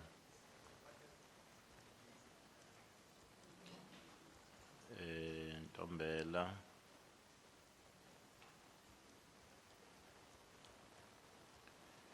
and then who else? Oh, okay, is Van Respect.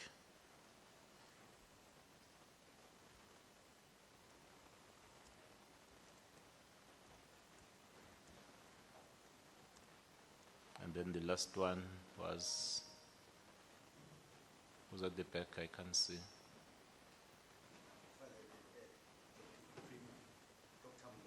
Dr. Ngoma.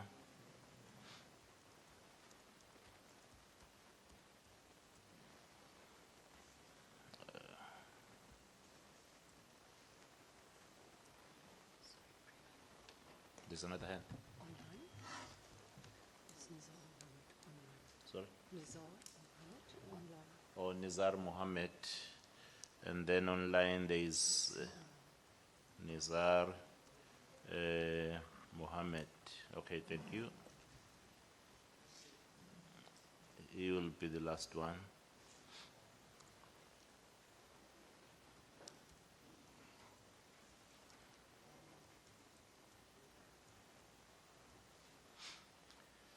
Can I then give you an opportunity, starting with the Honorable MEC Mayor?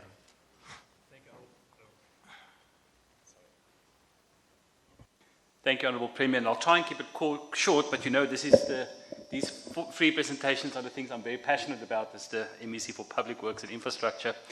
Let me start on, and it crosses over all three, and that's the matter of energy and buildings. And I've recently had quite a few meetings, and we've come to realize that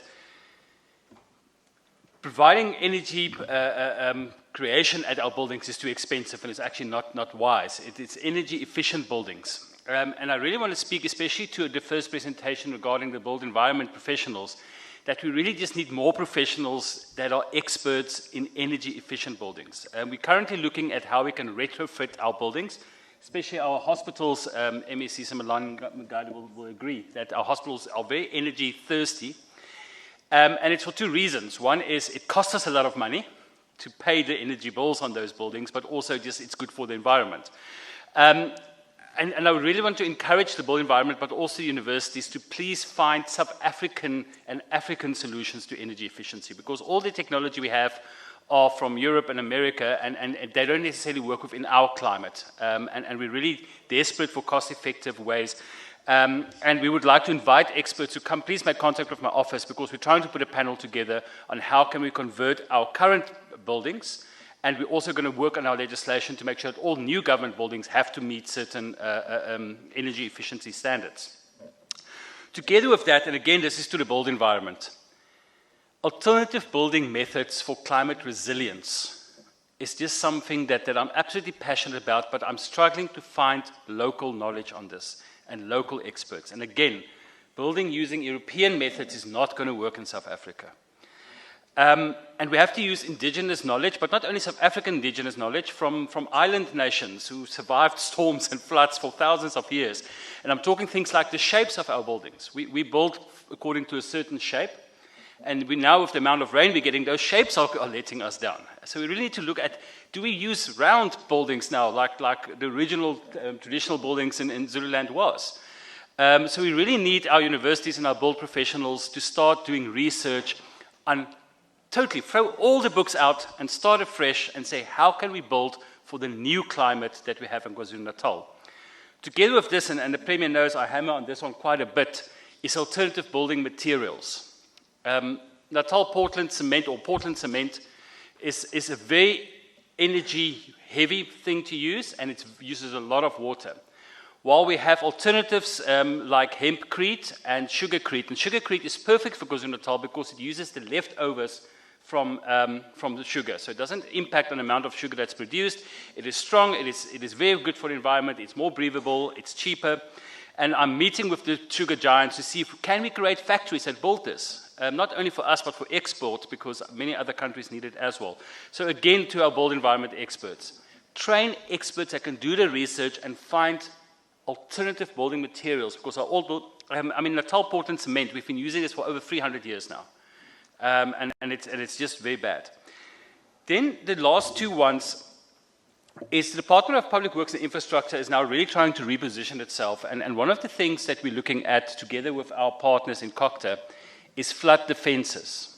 And South Africa and KwaZulu-Natal specifically is way behind when it comes to research on flood defenses. And we don't really have flood defenses. In one of the presentations, Ladysmith was mentioned.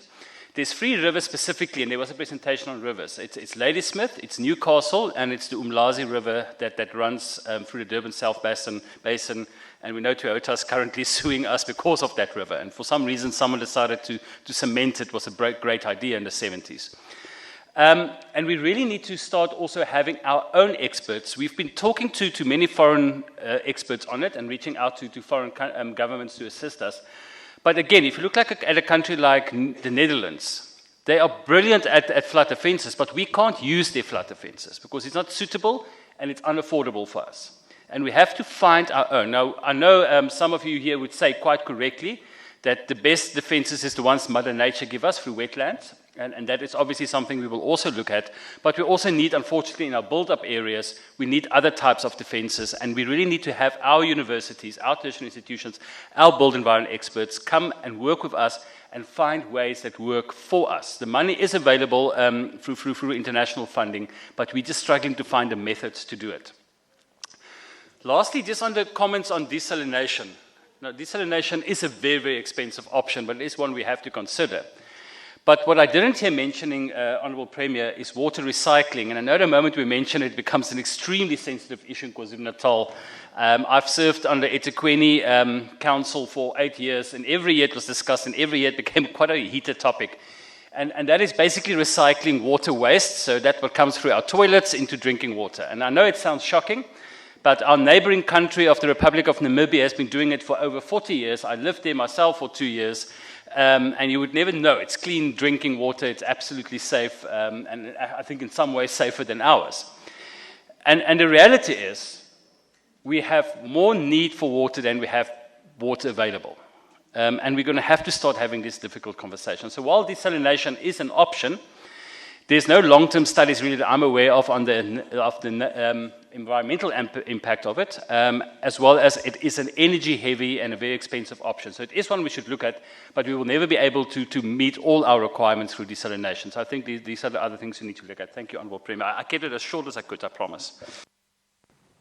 No, it's fine. It was important then that you had to take that time. But for the following speakers, I will give each a minute.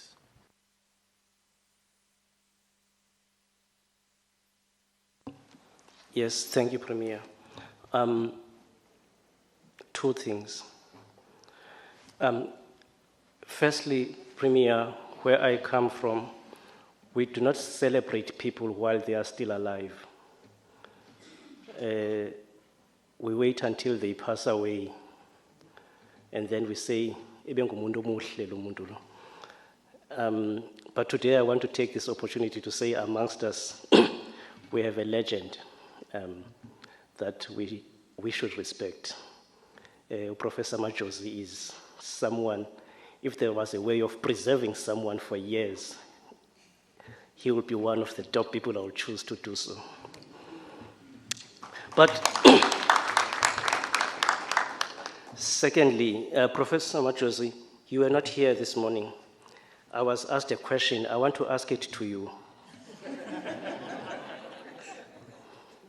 I'm not going to tell you who asked because that changes the tone.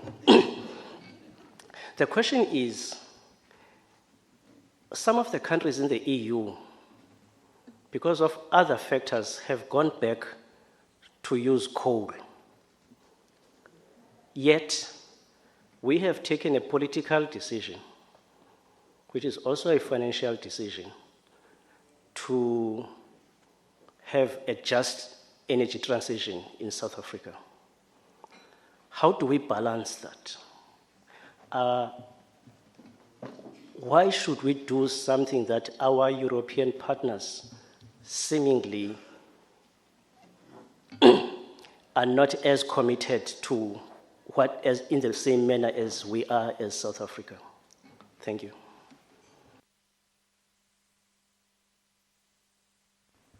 Dr. Lelo Ntombela. Ngiyabonga Baba. Greetings, His Excellency, and all leaders represented and departments. I am Dr. Nompumelelo Nkosi Ntombela. I'm a medical doctor. And for obvious reasons, when I think climate change, I think climate health.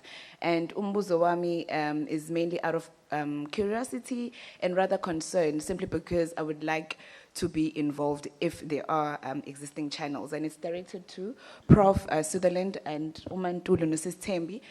Firstly, high five to the EnviroChamps for Msebenzi Omuhle enwenzayo. That's a true representation of how little can go a long way. And on that, I just want to know, are there any existing channels or platforms, keep at the back of your head, climate health? And also, Prof. Majosi also confirmed that when you see that river, he confirmed that it is possibly chemically contaminated. So, with my background, when I see that picture, and not merely simply for the Quarry Road informal settlements, other communities as well, I think vector-borne diseases, waterborne diseases, and the rapid transmission of illnesses simply because of the impact of climate change. And then also, the long run can be malnutrition or food insecurity. But one that's more close to my heart has to be in mental health, which when I think and when we discuss isn't as a climate change, ivela kancane because we don't see it physically, immediately. So it's not likely our immediate response to such matters. So for example, for Quarry Road, maybe things when that comes or are related to waterborne or vector-borne diseases, because they will quickly present physically, they can be attended to. So are there existing channels when all of that has happened and the EnviroChamps have championed? What are the channels that exist for the healthcare and the long-term effects of mental health, especially to females and inj? Thank you. Thank you. Ms. van Rensburg. Thank you very much, Honourable Premier, and just an awesome thank you to all the speakers. So I had questions for all of them. Firstly, Dr. Yeza, when you were talking, I was wondering why grey water wasn't mentioned. But then Dr. Majosi spoke about his process flows. He didn't mention the word grey water, but he was actually talking about that. So this is water that you use and flush down the toilet or down the drains, and it disappears. And that's very expensive water. So I'm very glad that he was talking about it. So if the concept of recycled water from toilets is too sensitive at this stage, can we at least talk about grey water? And why aren't we flushing our toilets with grey water? And why aren't we developing legislation that says every single new development has to have a grey water capture system? And then on that, we were talking about how we develop these thermally efficient buildings with grey water harvesting, with energy. And there is a cost implication. But what I was thinking about is, with all these very fancy big estates that are coming, can we not use them to actually bear the cost of the startups for the industries that need to support these? So when you have sort of high-end estates being built, it should be compliance that they are energy efficient, they have grey water harvesting, they have solar, they have water harvesting, and you basically use that to enable local industries to do that, and then you roll it out to the rest of the community. Pretty much like, I don't like Elon Musk, but kind of what he did with Tesla. He made the rich pay for the development of the industry. And then it got me thinking, so you were talking about CO2 capture, Dr. Majosi, and desalination, and then you mentioned cement. There is actually a technology available where if you bubble saline water with CO2, you can create cement. So currently 1 ton of cement, one ton of cement emits 10 tons of carbon. But with this method, you can actually capture 1 ton of carbon and make cement using desalinized water. So yeah, that was just that. And then for Prof. Sutherland, yeah, lots of ideas. I was wondering if there's sort of long-term triggers where people see there's a drought coming, not just floods. And I was wondering, it would be so valuable to sort of work up the catchments. So often what happens down catchment depends on how saturated the catchment is upstream. So can't we extend these groups all the way up? So maybe somebody sitting in Cathedral Peak or, you know, on the upper reaches of these rivers, you have kind of monthly updates on what it's doing, and you know, does what happens up catchment influence what happens locally, or is it just local rainfall? But yeah, just the idea of creating these communities along rivers, which the river can be a connector to all our communities. So yeah, just those ideas. But yeah, that's it. Thank you. Thank you, Dr. Mngoma.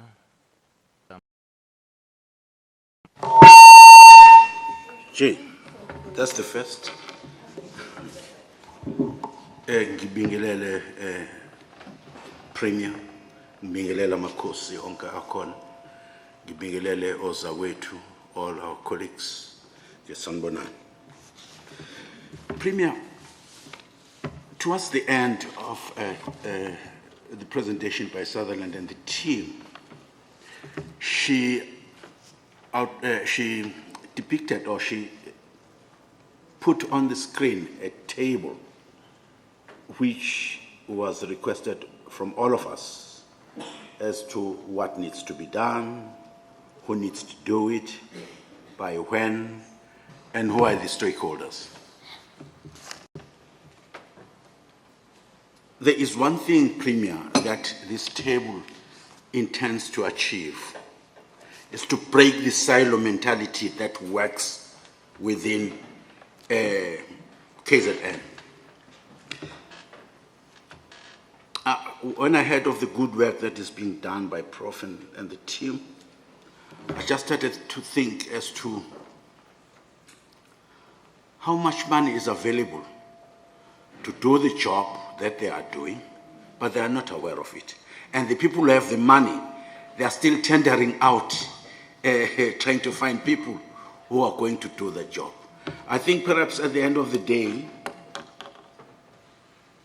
we need to see where the pockets of money lie, and then we say, how best do we use this money to achieve optimally the goals of the province? I don't want to name names because I might be fired, but I know that if we work as a team, we can do the best with the little that we have. Thank you, Premier. Thank you. The last one is Nisar Mohammed. Thank you, Honourable Premier, and thank you to the presenters. I thoroughly enjoyed this post-lunch session. I've got a question for Prof. Majozi, and it's an old question, and I'm sure he's heard this one before, but I've got to ask it in the context of the presentation he's made. When he was talking about the energy mix in South Africa, he used renewables, nuclear, coal, gas, a whole lot of things. And the question I want to ask is, surely though, in the current state in South Africa, what we should actually be looking at is the affordability of the energy use. So if you look at the levelized cost of energy, the one that comes out probably the best is renewables.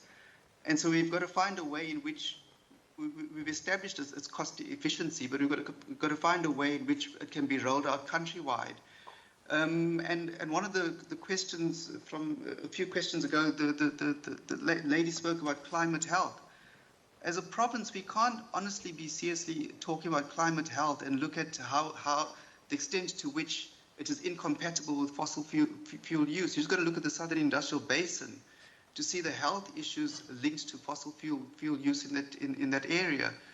So while I'm not necessarily talking against fossil fuel, but I really think, going forward, the discussion really should be ways in which we can capacitate municipalities to consider renewables much more seriously. And the first question that was talked about energy efficiency in buildings or energy efficient buildings.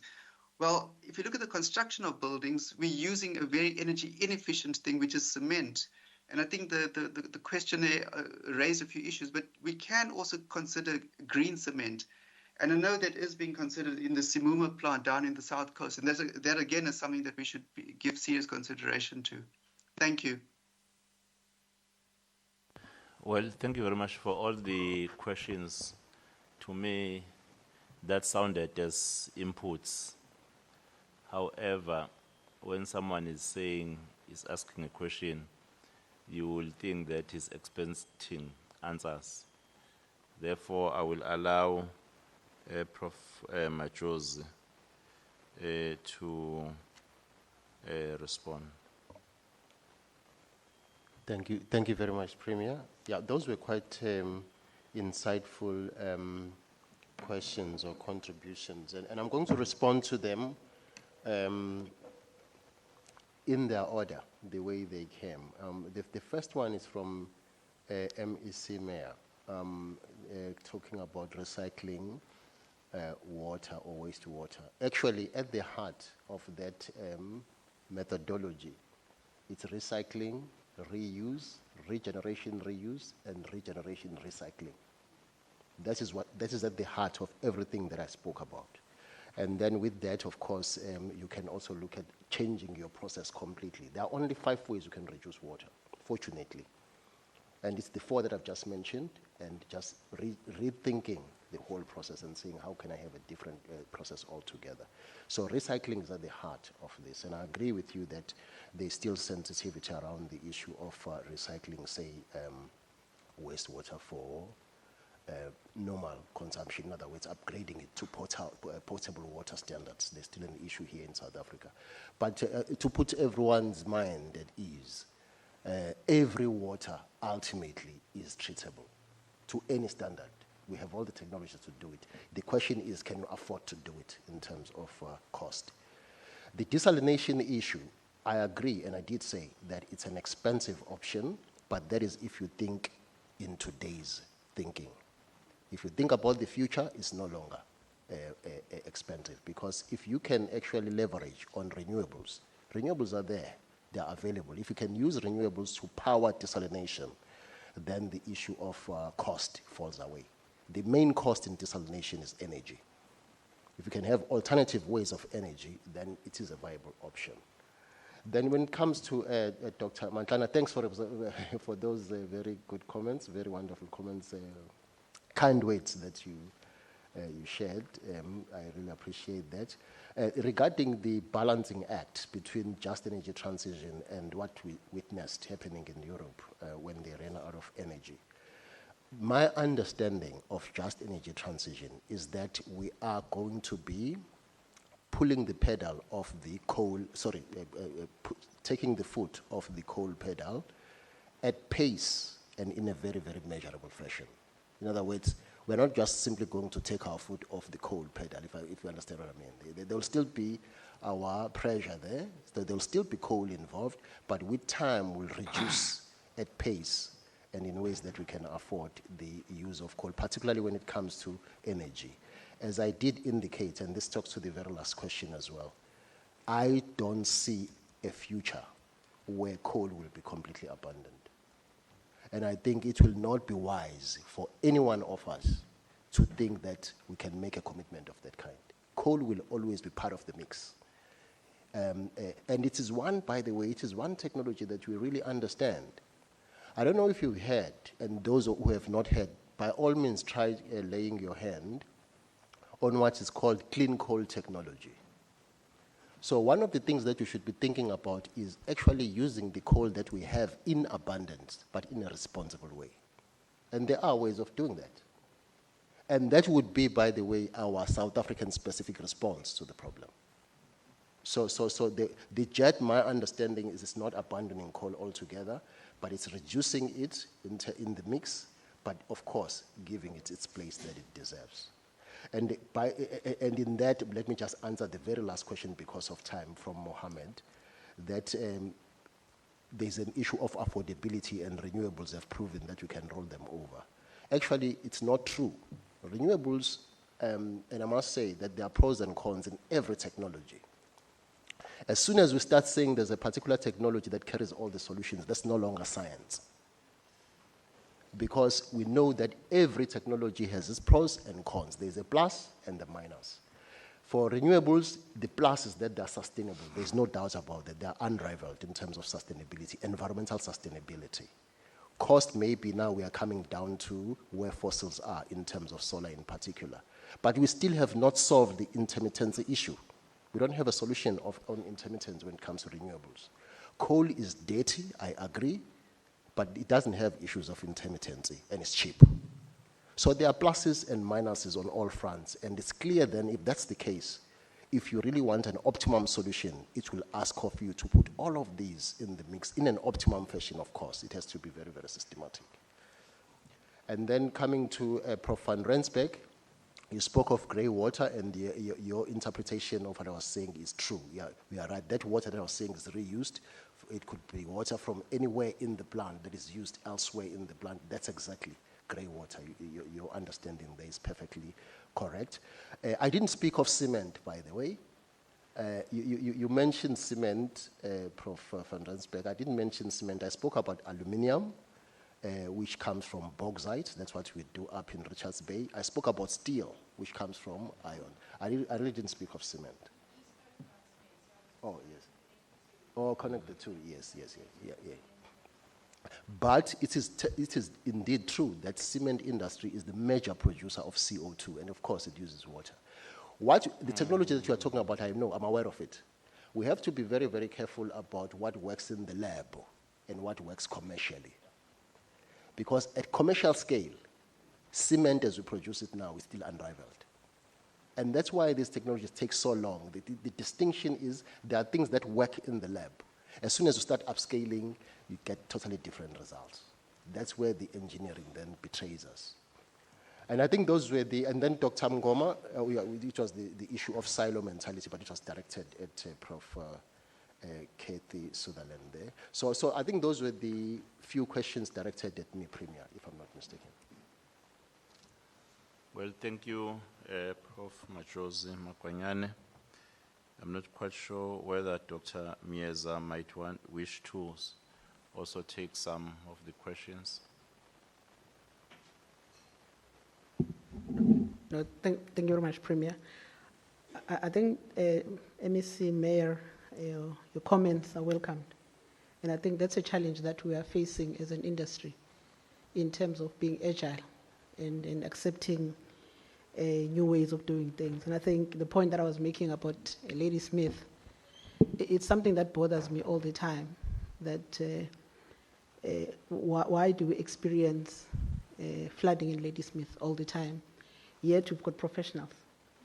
And it might be drastic proposition that we make, but I think it can resolve a problem. I'm not saying by relocating the entire town will resolve a problem. And I think the point that MEC is raising about flood defense mechanisms, it could be an option that we need to consider. But I think what is welcome. But I think what is welcoming is the proposal that we must come to the department with ideas, and that's really what I'm taking away from the conversation. I think the issue also about suitability of solutions and the costs that are associated with it, it's something that from a professional point, I think Prof. Majosi is making the similar point, that something might make sense from a lab point of view, but once you start implementing it, it doesn't make sense. And I think that's why there has been resistance on these alternative building technologies or typologies, because society will say, but you want us to live in these so-called greenhouses, but you live in a mansion that is built on cement. So, and I think that's really why you need to start demonstrating that these technologies are really about constructing safe building structures. And there must be reception from communities that we are moving away from using cement as a means to construction. Last point, Premier, really the point that I was making earlier about dealing with building codes,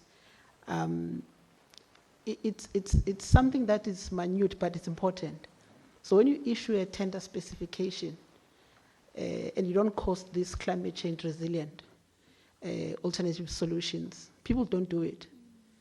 And anyone who is in the tendering space in government will tell you that unless you put in your tender specs, it won't be done.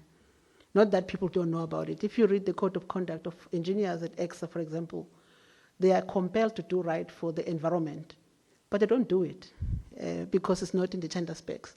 So those are some of the basic things that we must do in relation to how we design our infrastructure to respond to climate change issues. And I think that's a gap that we must bridge between expertise, academically, professionals, and what happened in local government or national government or provincial government as we roll out the infrastructure space. Thanks, Premier.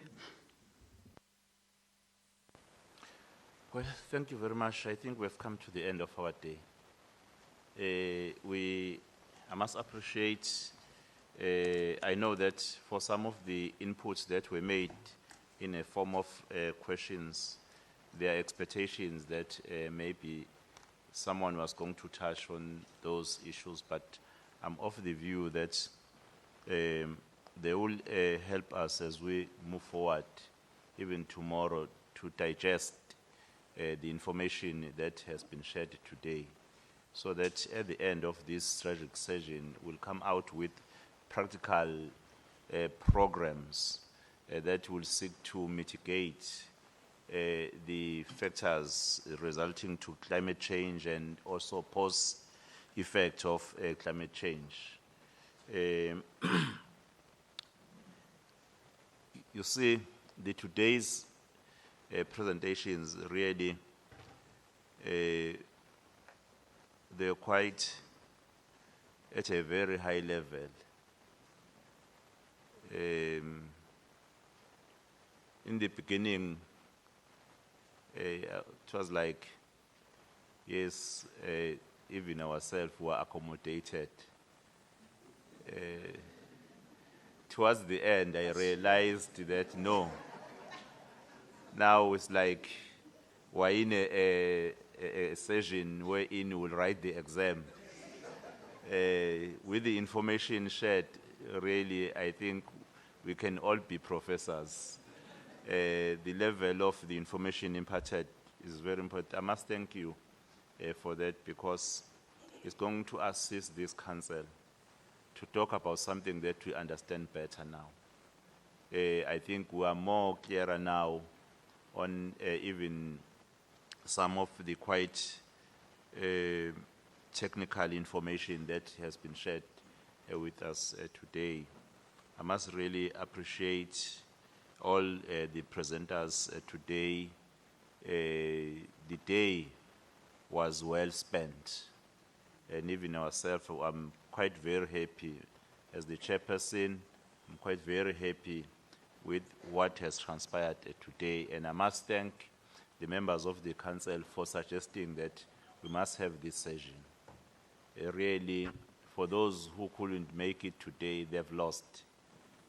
Thank you very much. We have just finished on time, as planned. Tomorrow, we will start at 8. I do see that there will be a registration from 8 to 8:30. And then the opening prayer at 8:30, and the other items allocated time. I so wish that if we can start at 8 with the program, as it is the last day, a Saturday, so that we will see if we can't finish also on time. And I'm appealing that, as I've requested that they make arrangements for the members of the council to put up closer to the venue, we all really attend again tomorrow. We would have not done our work or justice in our work if we do not arrive at a point wherein we say, here are the decisions or resolutions, here is a plan that we wish to see, finding expression out there. Because at the center of my thoughts is that something then will have to happen in the community. From here, it must not end here. It must go down. So the behavior change must be seen. Programs must be seen. Invitation to different sectors and stakeholders for collaboration must be seen. A lot has to happen. KwaZulu-Natal must begin now to be in action.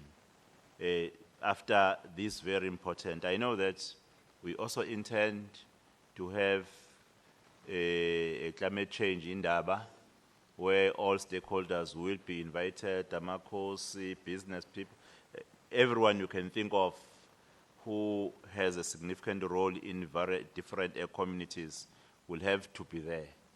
With the information we are getting today and tomorrow, I think it will make that day quite very beneficial to all the participants. So it's a journey. It's not that we're just having this session and then we forget, we continue with our life as if business is as usual. It's a journey, an important journey, an urgent journey, which we must know that the window may close anytime soon. So it's important that we walk this journey quite being aware of such. Thank you very much, even to Dr. Ndlovu for identifying those who are presenting today, TTG Dr. Ndlovu, together with your team. You really got the people that, in fact, could not be replaced by anybody else that you might have identified.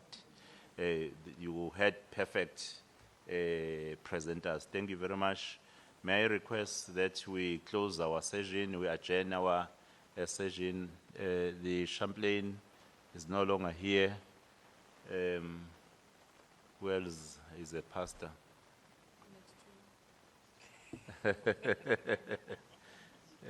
May I request Mama Ungobo to pray as we close?